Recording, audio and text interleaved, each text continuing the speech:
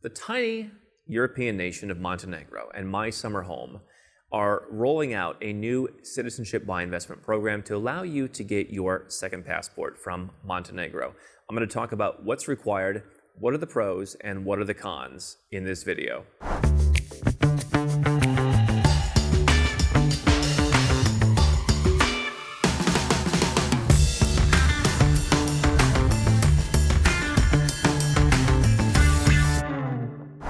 Hi, I'm Andrew Henderson, and we've been making a lot of videos about various citizenship by investment programs, so I wanted to talk about Montenegro.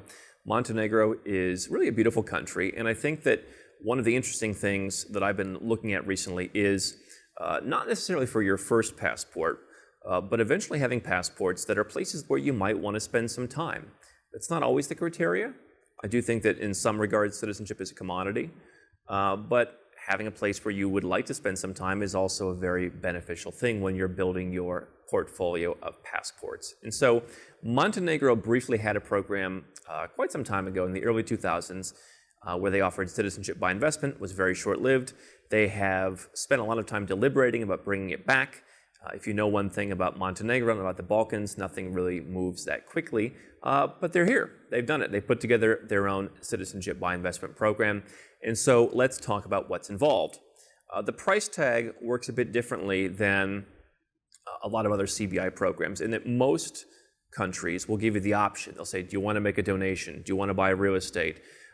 Montenegro has chosen to go more of the Malta route, where they've said, yeah, we'd like a donation. It's 100,000 euros, but we also want you to buy government-approved real estate. And they've put that into two tiers.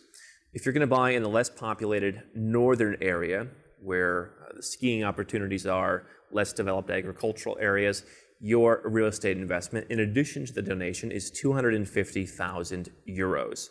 If you're going to buy in the coastal area, which is where most people want to be, that's going to be a higher requirement, 450,000 euros. And then there are a number of different strategies to use to make sure, because there is VAT in Montenegro, make sure that you're not adding too much extra to that real estate expense.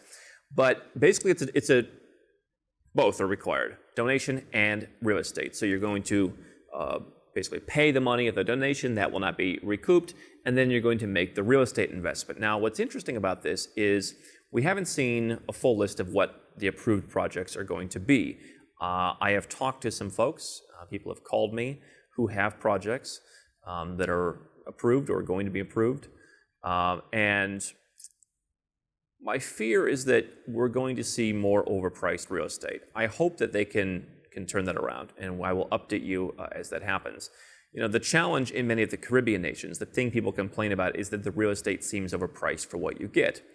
And it is. I think that one thing people ignore is that getting building materials to these tiny little islands can be expensive. And so owning real estate on any Caribbean island is often expensive. It's not entirely a function just of the citizenship program. All that doesn't help. Montenegro doesn't have that piece. Montenegro is in Europe, of course, and therefore it should be a bit more affordable to build some of this stuff. So the question is, do you want to invest 450,000 euros in not just any real estate? You can't just go out and buy anything, but in stuff that's approved. And so we'll have to see how that plays out. What are the benefits of having Montenegrin citizenship, considering the higher price tag? The first thing that comes to mind, and something that I was talking to my friend Christian about not so long ago, was there is this EU accession prospect that people talk about. Among countries that could join the European Union next, Montenegro perhaps is number one on the list.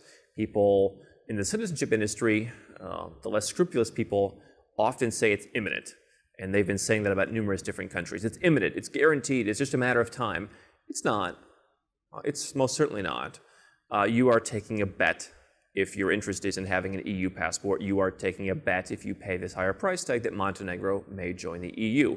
Quite frankly, I'd rather they not. I like having an independent country. Montenegro is now part of NATO. They have very low tax rates, some of the lowest in Europe. I imagine that would come under some scrutiny if they were to join the EU. Tax rates on both individuals and corporations are 9% generally, up to 11% in some cases. And so it's a really tax-friendly country. Starting a business is very easy.